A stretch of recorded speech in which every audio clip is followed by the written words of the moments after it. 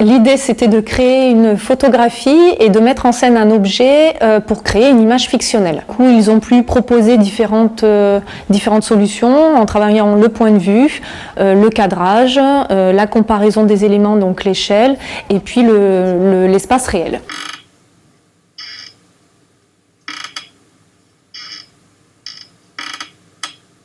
Je souhaitais créer un climat de confiance parce que certains modèles que j'ai vus auparavant ne me convenaient pas. Et dans cette idée-là, transformer les contraintes en avantages. Pour donner un exemple précis, dans chaque classe, on peut voir par exemple un bureau de prof, où l'élève sera amené à venir si le prof l'autorise. L'élève n'a pas accès au bureau de prof. Moi, je l'ai supprimé cet espace. Et je me trouve maintenant assise au milieu des élèves, sur un bureau d'élèves et du coup, à côté d'eux. Très concrètement, les élèves timides prennent la parole. Les élèves qui avaient tendance à faire un peu des bêtises ou à ne pas écouter viennent automatiquement s'asseoir à côté de moi. Donc du coup, ils vont écouter. Et les élèves me disent qu'on travaille ensemble.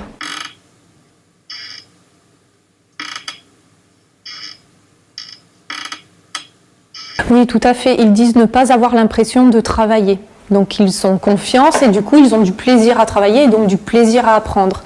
J'ai des élèves qui sont qu'on appelle décrocheurs scolaires, qui ne vont pas aux autres cours, donc dans les autres matières, et qui moi viennent tout le temps.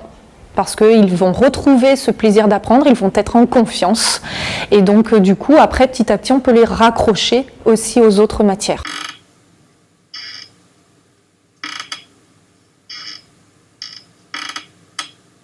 Alors il y a une confiance réciproque qui s'est installée et donc du coup l'élève devient actif et acteur de ses apprentissages. Il ne se sent pas jugé mais accompagné et pendant la séance en toute confiance pour accéder à différents espaces quand il leur convient. Donc du coup certains vont pouvoir, ceux qui n'ont pas d'idée vont pouvoir aller faire des recherches dans l'espace bibliothèque. Ceux qui ont envie de prendre le temps de réfléchir, vont pouvoir accéder à l'espace au-dessus de la mezzanine pendant un temps pour se recentrer, se remotiver, puis revenir dans l'espace général de la classe où on va pratiquer. D'autres qui ont déjà terminé parce qu'ils ont été plus rapides vont pouvoir se mettre dans un autre espace pour ne pas déranger ceux qui sont encore en train de travailler et eux ne pas s'ennuyer. Donc du coup, pendant la séance, chaque élève peut, dans un temps donné, disposer de ces différents espaces à volonté pour pouvoir entrer dans un véritable processus de créativité. Ouais, je continue à estamper un peu.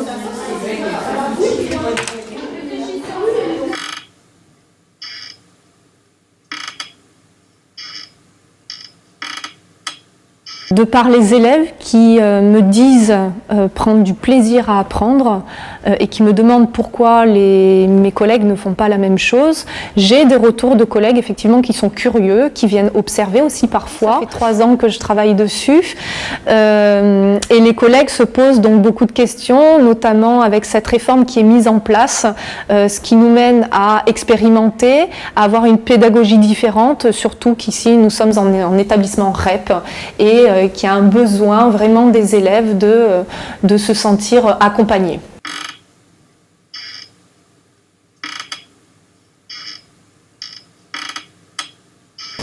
Alors ce qui est intéressant, c'est qu'ils n'ont plus peur de rater. Donc je vois que du positif qui ressort. Il n'y a pas de jugement entre eux. Il n'y a pas de compétition, il n'y a pas de moquerie non plus. Et en fait, ils ont vraiment plaisir à apprendre et plaisir à être ensemble.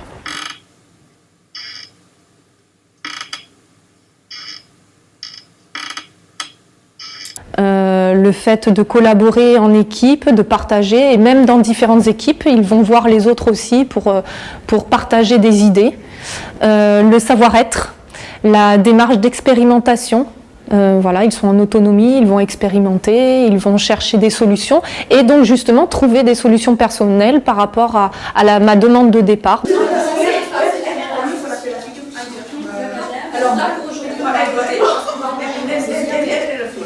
Alors,